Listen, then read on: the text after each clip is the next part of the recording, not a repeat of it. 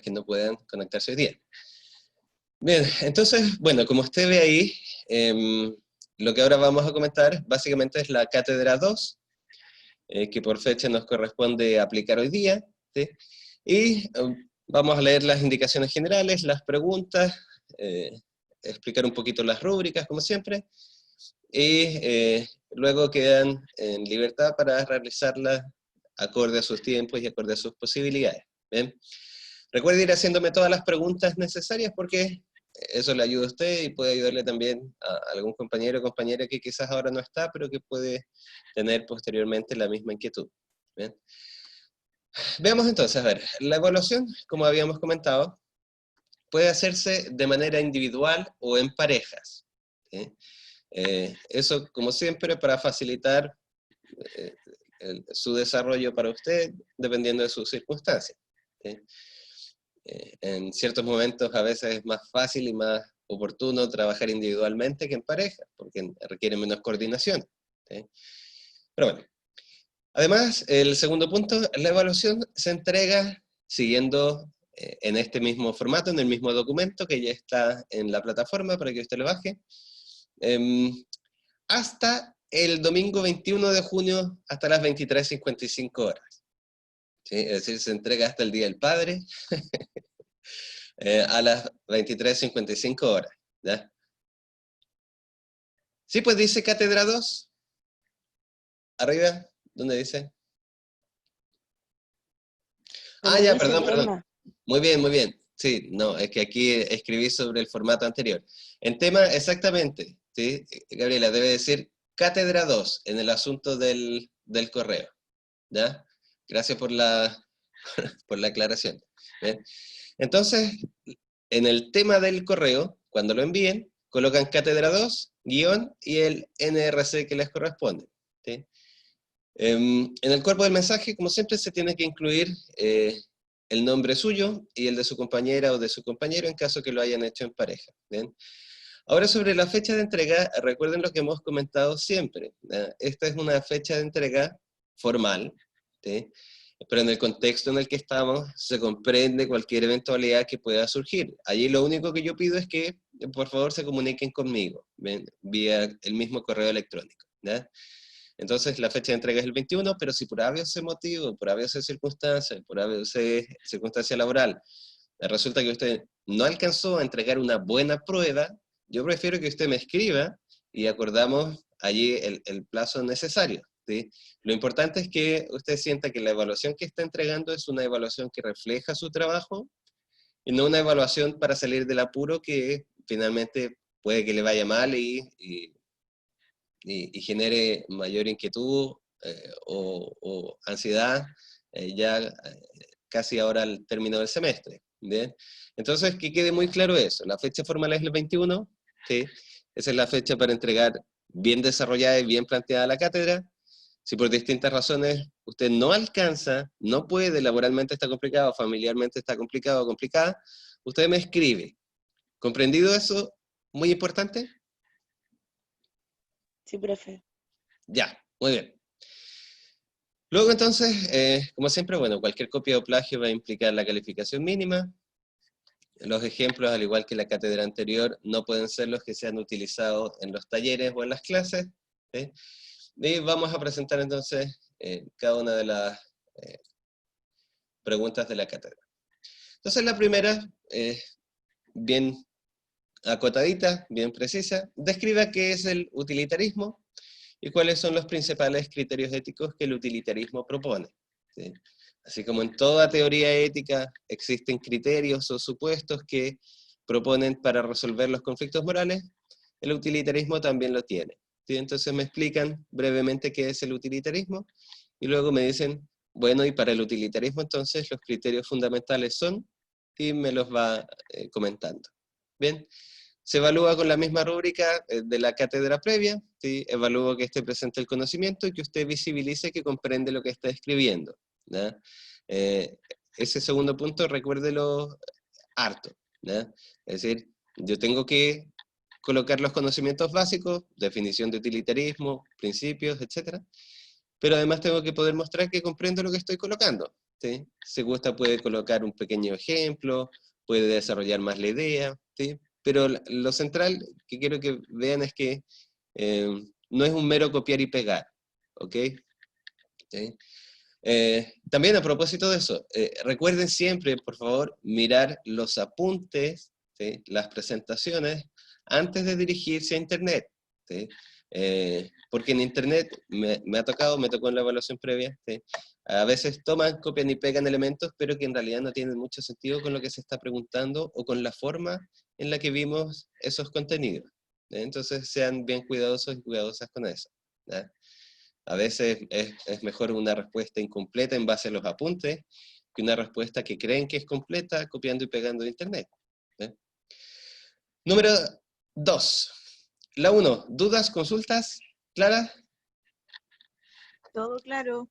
Muy bien. 2. Explique cuál es la diferencia al considerar la solidaridad como un valor moral o, por otra parte, como un principio ético. ¿Y por qué? De ser considerada como un principio ético, se puede considerar que es una obligación actuar solidariamente, ¿sí? En esa sesión, ¿se acuerdan? Esa sesión parece que nosotros, si mal no recuerdo, la subí grabada, ¿sí? Porque fue la sesión que no pude realizar presencialmente. En esa grabación, básicamente toda esa clase consiste en mostrar por qué la solidaridad no es simplemente un valor moral, es decir, no es simplemente algo a lo que las personas puedan optar si quieren o no. Es decir, yo puedo querer ser solidario o puedo no quererlo, ¿sí? Si para mí la solidaridad es importante, entonces, bueno, actúo solidariamente. Pero si para mí no es importante, entonces, no importa, ¿sí? Porque usted no lo valora. Eso es considerarlo como un valor moral. Entonces yo le pido que haga la diferencia entre considerar la solidaridad de esa forma y entenderla como un principio moral, o sea, como un principio ético. Mirar la solidaridad como un principio ético enfatizaba especialmente que, por ciertas razones que se explican en la clase, no es una opción o no es una elección el ser solidario, sino que es más bien es una obligación. Y es una obligación que se sostiene por ciertos principios, ¿sí? Entonces en la 2 usted tiene que explicar en qué se diferencia pensar la solidaridad como un valor y en qué se diferencia pensar la solidaridad como un principio ético. ¿Bien? Eso está clarito en ese video. De hecho, toda esa sesión discute solamente eso, ¿ya? Especialmente en esa pregunta no recurran a internet porque les va a salir cualquier cosa, ¿sí? Eso, mire un ratito ese video de la ética de la solidaridad. ¿Ok? Ok, profe. Muy bien. Sigamos entonces. Pregunta número 3. Dice, explique cómo concibe, cómo entiende John Rawls la justicia y cuáles son los requisitos que debe cumplir una acción para ser considerada justa. En la clase sobre John Rawls, nosotros lo que intentamos mostrar es primero qué entiende este autor por justicia, qué es la justicia, ¿sí? Y luego exponemos en esa misma clase lo que él entiende que son los requisitos que deben cumplirse para que uno pueda realizar una acción justa, ¿sí? Está de manera muy clara y muy precisa. De hecho, sí, así mencionándoselo rápidamente, para John Rawls, una acción justa necesariamente tiene que pasar por lo que él llamaba un velo de ignorancia. Entonces, en ese punto 3, usted tiene que explicarme qué es la justicia para John Rawls y cuáles son los requisitos. Uno de esos requisitos es el que le mencioné, ¿sí? Pero tiene que explicarlo, en qué consiste este velo de ignorancia. Porque para actuar justamente hay que tener un velo de ignorancia. ¿Se acuerda que en esa clase dábamos el ejemplo del triage? De cuando yo tenía que seleccionar pacientes, y qué pasaba cuando uno de esos pacientes era el presidente, cuando el otro paciente era mi hijo, y cuando el otro paciente era un niño, ¿sí? Entonces, ese punto 3 aborda esa temática. ¿Ven?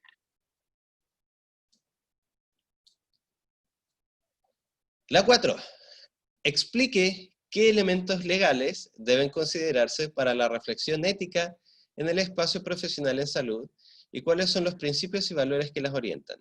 Es decir, esa fue una de las últimas clases, las clases que se refería sobre los derechos del paciente, derechos y deberes del paciente. Al comienzo de esa clase, ¿sí?, yo intento mostrarles que todo el espacio profesional no se regula solamente por decisiones éticas, ¿sí?, no se regula solamente por reflexiones que hagamos, sino que se regula especialmente por mandatos legales. Y hay un conjunto de instrumentos, 3 específicamente, que dicen y dan forma a las obligaciones que tenemos como ciudadanos y como profesionales de la salud, ¿sí?, para actuar en esta sociedad.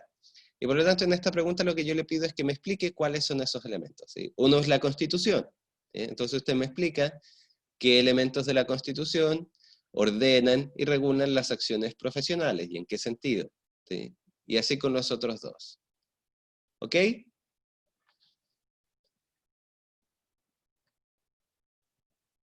¿Dudas o consultas sobre ese punto? Especialmente hay que explayarse en la Constitución, que vimos ahí 2 elementos muy importantes, ¿no? Vimos los elementos morales, por decirlo así, y ciertos principios constitucionales. La 5. Describe un conflicto moral en el que los principios de la ley de derechos y deberes del paciente se pueden aplicar. Explique igualmente cómo se aplicarían para resolver este conflicto. Es decir, pongo una pequeña situación, ¿sí?, una pequeña situación profesional, recuérdelo, ¿no?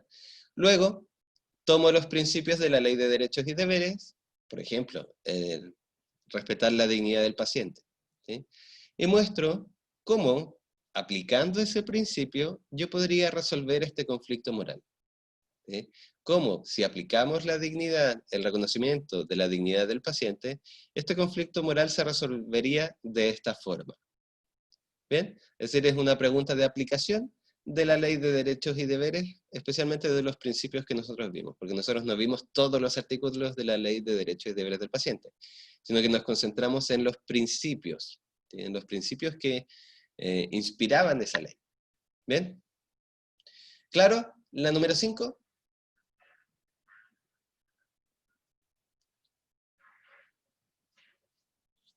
Muy bien, ok.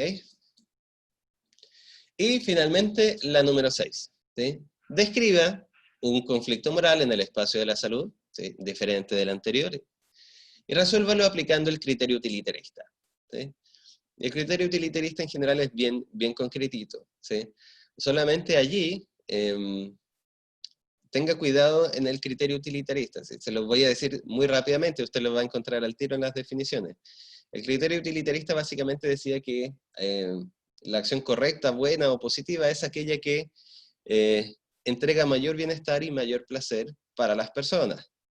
Pero además, es aquella que disminuye el dolor y sufrimiento también para el número mayor de personas, ¿sí? Cuando revisen eso, recuérdenlo bien, el criterio utilitarista se requiere a lo menos de esos 2 elementos: maximizar el placer y disminuir el dolor y el sufrimiento, ¿ya? Se lo digo porque normalmente siempre se quedan con el primero y a veces se les olvida colocar el segundo. ¿Ven?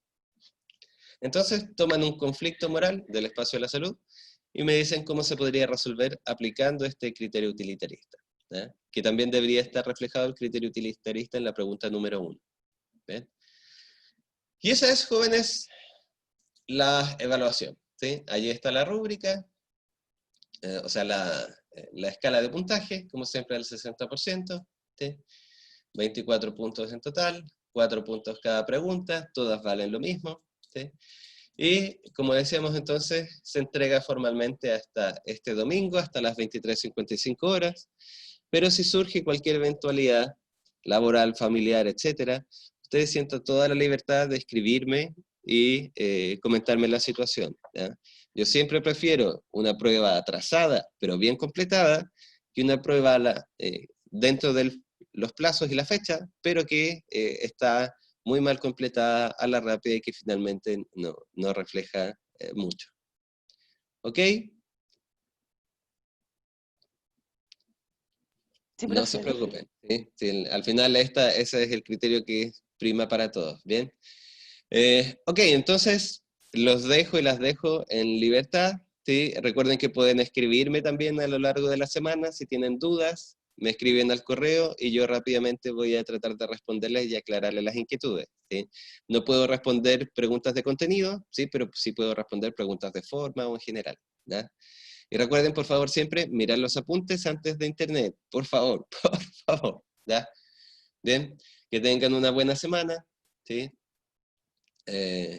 Y recuerden, por favor, y se lo enfatizo, la libertad que les entregué para escribirme sobre situaciones puntuales, ¿ya? Todos vivimos circunstancias diferentes y es muy importante ser considerado en eso, ¿bien? Cuídense mucho, ¿sí? Nos vemos entonces, si Dios quiere, la próxima semana. Profe, Dígame. ¿cuándo nos va a dar las rúbricas sobre el ejercicio? ¿El de la encuesta? ¿Sí? El lunes, Gabriela, ¿sí? Porque el lunes Ya, también vamos a tener la clase con la tutora. Entonces allí, ya cuando estemos más liberados de esta cátedra 2, nos vamos a enfocar en la encuesta. más que nada para avisar porque me habían preguntado y le dije, no se van a decir el lunes quizás. Por Sí, eso. sí, sí, yo prefiero hacerlo como ordenadito, tampoco para meternos más cosas en la cabeza y así ir como etapa por etapa. Si al final lo único que nos queda ahora es la encuesta y tenemos bastante tiempo para hacerlo bien. Ya, gracias, profe. Que Ya, que tenga estés buena bien. semana.